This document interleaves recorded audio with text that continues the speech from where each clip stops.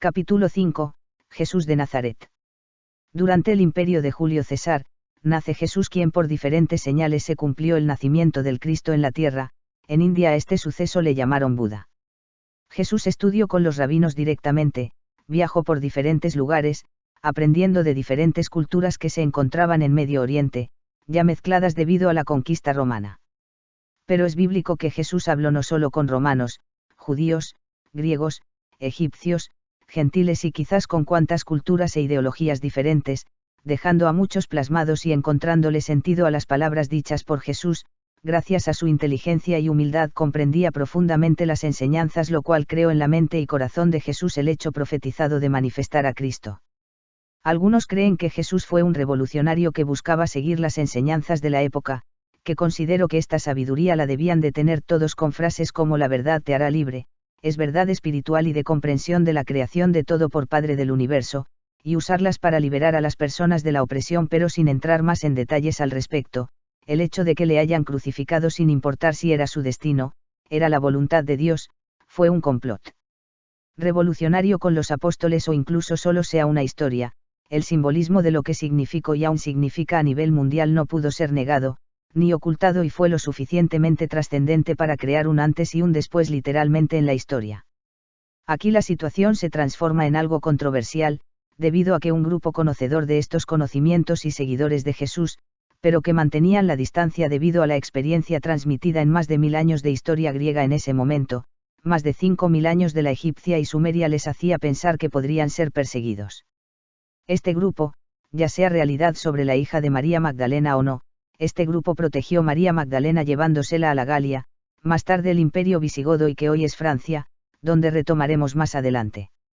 Dentro de los seguidores de Jesús, y tras su muerte, entre 33 DC y el 325 DC los emperadores eran de religión pagana, pero aceptando a las demás creencias en cierta medida mientras no demostraran mayor influencia o indicios de revueltas.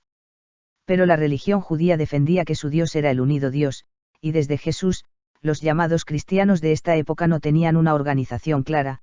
Los apóstoles se habían dispersado para llevar el mensaje de los dichos y obras de Jesús, el Cristo.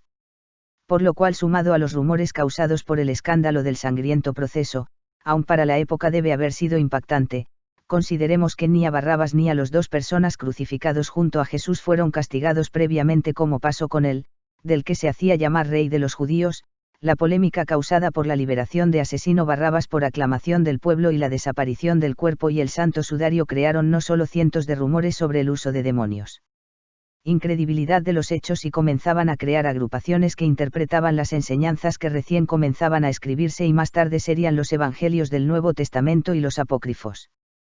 Dentro de estos grupos, que fueron buscados ser reprimidos por los judíos utilizando e influyendo en el César e incluso hasta el emperador con ideas de posibles revueltas, llegando al punto de ser prohibido hablar de Jesús de Nazaret, más tarde prohibieron reunirse a practicar o conversar sobre las enseñanzas de los apóstoles. Estas ramas, debido al hermetismo que debieron adquirir y no tener una organización, provocó que comenzaran a realizarse diferentes reflexiones. Y como los judíos tienen la Torá como interpretación del Pentateuco y los demás son considerados libros proféticos, el Nuevo Testamento también tuvo su rama que reflexionó sobre las enseñanzas de los evangelios. En este entonces tanto los evangelios bíblicos como los apócrifos eran prohibidos por igual y compartidos como parte de las enseñanzas. Esto incluía con los años el evangelio de Judas, María Magdalena, entre otros. Surge en una forma que se extenderá por toda Roma, parte del imperio persa y llegando a la Galia, por supuesto, surgen en Egipto los gnósticos. Como dato curioso, existe una leyenda sobre esta región de la Galia. Se dice que a este lugar llegaron unas personas desde el mar quienes tenían mucha sabiduría y comenzaron a organizar a las tribus. En esta época, ciudades como Grecia o Roma, y ni hablar de Egipto o Babilonia, eran lugares sumamente desarrollados en comparación a otros lugares sureuropeos, africanos o medio orientales. Y hace muchos años estos viajeros habrían llegado huyendo espartanos, unos pocos sobrevivientes los cuales buscaban un nuevo lugar alejado de los griegos en general para reiniciar la ciudad caída.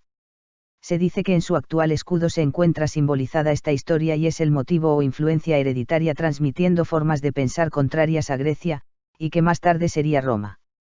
La ciudad principal de Francia es París, al igual que el sobreviviente y protagonista directo de la guerra de Troya, Recordemos o te cuento que la famosa guerra de Troya no es un mito por si creías eso.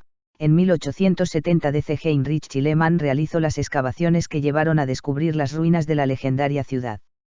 En el escudo se puede observar un barco haciendo referencia a la llegada de París desde Troya a estas costas, e isi ahí como asemejando una corona unas murallas, por lo cual Troya nunca fue derrotada. Recordemos que las famosas murallas nunca cedieron, fue otra estrategia la que se utilizó para ganar esta guerra.